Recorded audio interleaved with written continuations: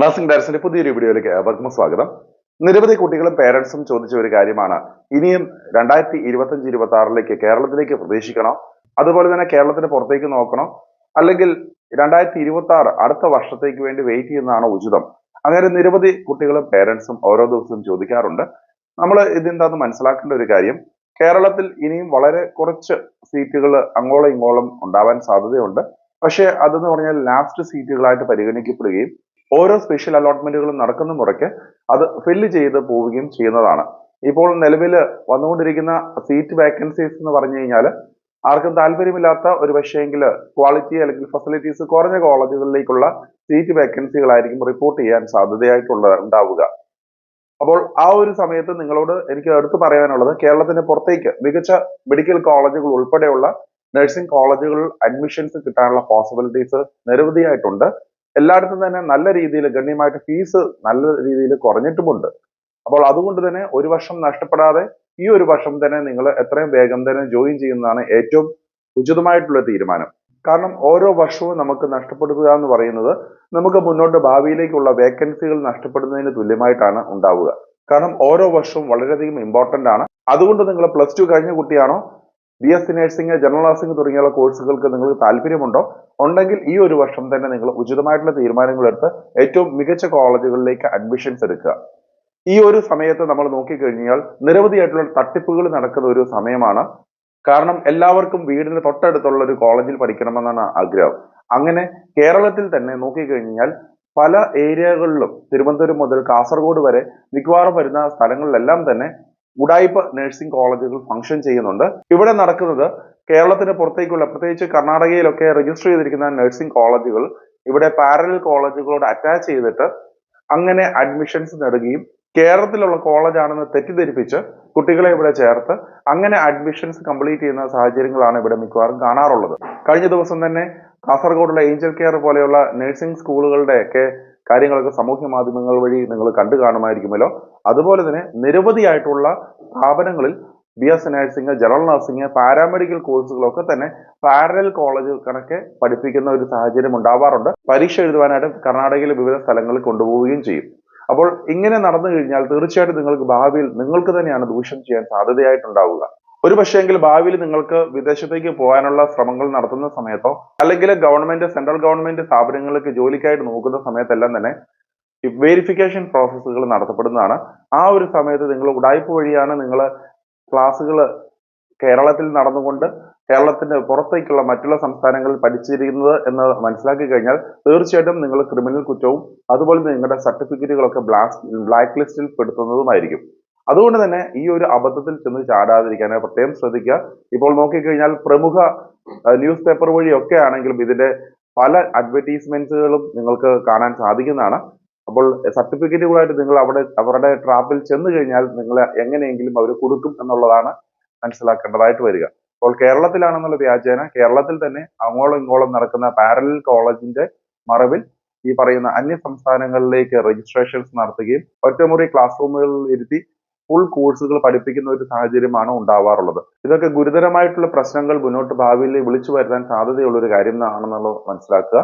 അപ്പോൾ ആ ഒരു കാര്യം നിങ്ങൾ പ്രത്യേകം ശ്രദ്ധിക്കുക. നിങ്ങൾക്ക് കേരളത്തിന്റെ അഡ്മിഷൻസ് കിട്ടുന്നില്ലയോ, കേരളത്തിന് പുറത്തേക്കുള്ള മികച്ച കോളേജുകളിൽ, അത് കർണാടക, തമിഴ്നാട്, ആന്ധ്ര, തെലങ്കാന തുടങ്ങിയുള്ള സംസ്ഥാനങ്ങളിലൊക്കെ തന്നെ മികച്ച രീതിയിൽ പ്രവർത്തിക്കുന്ന കോളേജുകളുണ്ട്. അപ്പോൾ അങ്ങനെയുള്ള കോളേജുകളിൽ നിങ്ങൾ അഡ്മിഷൻസ് എടുക്കാനായിട്ട് പ്രത്യേകം ശ്രദ്ധിക്കുക.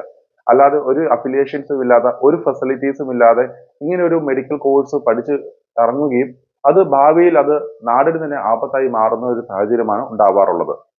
അപ്പോൾ ഒരു കാര്യം കൂടെ എടുത്ത് പറയട്ടെ, കേരളത്തിന് പുറത്തേക്ക് നോക്കിക്കഴിഞ്ഞു കഴിഞ്ഞാൽ നിരവധിയായിട്ടുള്ള പുതിയതായിട്ട് തുടങ്ങിയിരിക്കുന്ന കോളേജുകൾ ഉണ്ട്. യാതൊരു ഹോസ്പിറ്റൽ ബാക്കപ്പും ഇല്ലാതെ വെറുതെ ഓരോ ക്ലാസ് റൂമുകളും പുതിയതായിട്ട് തുടങ്ങുന്ന കോളേജുകൾ എന്നുള്ള രീതിയിൽ പലയിടത്തും സ്റ്റാർട്ട് ചെയ്തിട്ടുണ്ട്. അപ്പോൾ അങ്ങനെയുള്ള കോളേജുകളൊക്കെ ഭാവിയിൽ ഒരു പക്ഷേങ്കിൽ അടച്ചു പൂട്ടാനുള്ള സാധ്യതകൾ കാണാറുണ്ട്. ഈ ഒരു വർഷം തന്നെ എന്റെ അറിവിൽ ഏകദേശം 25-30 കോളേജുകളാണ് ബാംഗ്ലൂരിൽ തന്നെ പുതുതായിട്ട് രൂപം കൊണ്ടിരിക്കുന്നത്. പല പേരിലും പല കോളേജുകളും സ്റ്റാർട്ട് ചെയ്തിട്ടുണ്ട്. അപ്പോൾ ഇങ്ങനെയുള്ള കോളേജുകളൊക്കെ നമ്മൾ ചെന്ന് പഠിച്ചു കഴിഞ്ഞു കഴിഞ്ഞാൽ അടുത്ത വർഷം നഴ്സിംഗിനൊക്കെ ഡിമാൻഡ് കുറയുമ്പോൾ സ്വാഭാവികമായിട്ടും അവിടെ അഡ്മിഷൻസ് കിട്ടാതെ വരികയും ക്രമേണ ഈ ഒരു കോളേജ് പൂട്ടിപ്പോകുന്ന ഒരു സാഹചര്യം ഉണ്ടാവാറുണ്ട്. അപ്പോൾ അങ്ങനെയുള്ള സാഹചര്യത്തിൽ തീർച്ചയായിട്ടും അങ്ങനെയുള്ള തട്ടിക്കൂട്ട് കോളേജുകളിൽ കഴിവതും അഡ്മിഷൻസ് എടുക്കാതിരിക്കുക എന്നുള്ളതാണ് എനിക്ക് എടുത്തു പറയുവാനുള്ളത്. ഇപ്പോഴും പല റെപ്യൂട്ടഡ് ആയിട്ടുള്ള മെഡിക്കൽ കോളേജുകൾ ഉൾപ്പെടെ ഏകദേശം 9 ലക്ഷത്തിനും 10 ലക്ഷത്തിനും ഇടയിലൊക്കെ തന്നെ ഫുഡ് ആൻഡ് അക്കോമഡേഷൻ ഉൾപ്പെടെ ടോട്ടൽ പാക്കേജുകൾ തീരുന്ന സാഹചര്യങ്ങളുണ്ട്. അപ്പോൾ അങ്ങനെയുള്ള മികച്ച കോളേജുകളിൽ നിങ്ങൾക്ക് അഡ്മിഷൻസ് എടുക്കാനുള്ള പോസിബിലിറ്റീസ് ഉണ്ട്. സാമ്പത്തികമായിട്ട് ബുദ്ധിമുട്ടുള്ള കുട്ടികളൊക്കെ ആണെന്നുണ്ടെങ്കിൽ കൂടുതലായിട്ടും ആന്ധ്ര, തെലങ്കാന സംസ്ഥാനങ്ങളെയാണ് കൂടുതലായിട്ട് ഡിപ്പെൻഡ് ചെയ്യാറുള്ളത്. അവിടെയൊക്കെ ഏകദേശം 6.5 ലക്ഷം രൂപ തൊട്ട് 7 ലക്ഷം രൂപ പാക്കേജിലൊക്കെ തന്നെ മെഡിക്കൽ കോളേജുകളോടനുബന്ധിച്ചിട്ടുള്ള നഴ്സിംഗ് കോളേജുകളിൽ പഠിക്കാനുള്ള പോസിബിലിറ്റീസും ഉണ്ട്. അപ്പോൾ അങ്ങനെ മികച്ച കോളേജുകളിൽ നിങ്ങൾ ഇനിയും അഡ്മിഷൻസ് എടുക്കാനുള്ള പോസിബിലിറ്റീസ് ഉണ്ടെന്ന് ഒരിക്കൽ കൂടി പറയട്ടെ. അതിന് എന്തെങ്കിലും കൂടുതൽ ഡീറ്റെയിൽസ് അറിയണമെന്നുണ്ടെങ്കിൽ ഞങ്ങളെ ഹെൽപ്പ് ലൈൻ നമ്പറിൽ കോൺടാക്ട് ചെയ്താൽ വിശദമായിട്ട് അതിന്റെ അപ്ഡേറ്റ്സുകൾ കിട്ടുന്നതുമായിരിക്കും. അപ്പോൾ എനിക്ക് ഒരിക്കൽ കൂടി എടുത്തു പറയാനുള്ളത്, കേരളത്തിൽ ഏറ്റവും അവസാന ഘട്ടത്തിലേക്കാണ് ഇപ്പോൾ അഡ്മിഷൻസ് നീങ്ങിക്കൊണ്ടിരിക്കുന്നത്. ഏകദേശം 88-89% റേഞ്ചിലുള്ള കുട്ടികൾക്കാണ് ഇപ്പോൾ LBS വഴി അഡ്മിഷൻസ് നേടിക്കൊണ്ടിരിക്കുന്നത്. ബാക്കിയുള്ള എല്ലാ അസോസിയേഷനുകളും ഒട്ടുമിക്ക കോളേജുകളിലും സീറ്റുകളൊക്കെ ഫില്ല് ചെയ്യപ്പെട്ടിട്ടുമുണ്ട്. ഇനിയും ഞാൻ നേരത്തെ പറഞ്ഞതുപോലെ ചതിക്കുഴികളായിരിക്കും കേരളത്തിലേക്ക് ഓപ്പൺ അപ്പ് ചെയ്യാൻ സാധ്യതയായിട്ടുണ്ടാവുക. അതുകൊണ്ട് തന്നെ നിങ്ങൾ ഈ ഒരു വർഷം തന്നെ നിങ്ങൾ അഡ്മിഷൻസ് എടുക്കണം താല്പര്യമുള്ളവർക്ക് പുറത്തേക്കുള്ള മികച്ച കോളേജുകളിൽ അഡ്മിഷൻസ് എടുക്കാനുള്ള പോസിബിലിറ്റീസ് ഉണ്ട്. അതോടൊപ്പം തന്നെ കർണാടകയിൽ നിലവിൽ പോസ്റ്റ് ബേസിക് നഴ്സിംഗിനും MSc നഴ്സിംഗിനും നവംബർ മാസം 30 വരെ ഡേറ്റ് എക്സ്റ്റൻഷൻ നൽകിയിട്ടുണ്ട്. ഇനിയും ഏതെങ്കിലും കുട്ടികൾക്ക് പോസ്റ്റ് ബേസിക് MSc നഴ്സിംഗ് പഠിക്കണം താല്പര്യമുള്ള കുട്ടികൾക്ക് തീർച്ചയായിട്ടും ആ ഒരു ഓപ്ഷൻസും എടുക്കാവുന്നതാണ്.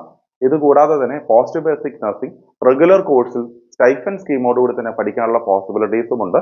അതുകൊണ്ട് തന്നെ ആ ഒരു ഓപ്ഷൻസും നിരവധി കുട്ടികൾക്ക് ഉപകാരപ്പെടുന്നതാണ്. കാരണം നിങ്ങൾക്ക് ഫീസിനുള്ള കാര്യങ്ങളെല്ലാം തന്നെ സ്റ്റൈഫൻഡ് ആയിട്ട് നിങ്ങൾക്ക് ലഭിക്കും, റെഗുലർ ആയിട്ടുള്ള ക്ലാസ്സുകൾ ലഭിക്കും. അങ്ങനെയുള്ള സ്കീമുകളും നിലവിൽ അവൈലബിൾ ആണ്. അപ്പോൾ മികച്ച റെപ്യൂട്ടഡ് ആയിട്ടുള്ള കോളേജുകൾ ഏതാനും ചില സീറ്റുകളും അങ്ങനെ അവൈലബിൾ ആണെന്നും കൂടെ മനസ്സിലാക്കുക. അടുത്ത വർഷങ്ങളിൽ ഉള്ള നഴ്സിംഗിന്റെ അഡ്മിഷൻ പ്രോസസ്സുകൾ എൻട്രൻസ് വഴിയാണോ എങ്ങനെയാണോ എന്നുള്ളതൊക്കെ ഡീറ്റെയിൽസ് ഒക്കെ നമുക്ക് ഏകദേശം ജനുവരി ആകുമ്പോഴാണ് നമുക്കൊരു ക്ലാരിറ്റി ലഭിക്കുകയുള്ളൂ. എങ്കിലും ഈ ഒരു വർഷത്തെ പ്രോസസ്സുകളൊക്കെ ഏകദേശം നവംബർ മാസത്തോടുകൂടി തന്നെ കംപ്ലീറ്റ് ചെയ്യും എന്നുള്ളതാണ് നമ്മളിപ്പോൾ മനസ്സിലാക്കേണ്ടതായിട്ട് വരിക. അപ്പോൾ നിങ്ങൾ നഴ്സിംഗ് മെഡിക്കൽ സൈഡിലേക്കൊക്കെ വരാൻ താല്പര്യമുള്ള കുട്ടികളാണെങ്കിൽ ഈ ഒരു വർഷം തന്നെ നിങ്ങൾ ഉചിതമായിട്ട് തീരുമാനങ്ങൾ എടുക്കുക. അപ്പോൾ മറ്റൊരു അപ്ഡേറ്റുമായി ഉടൻ തന്നെ കാണാം. നന്ദി.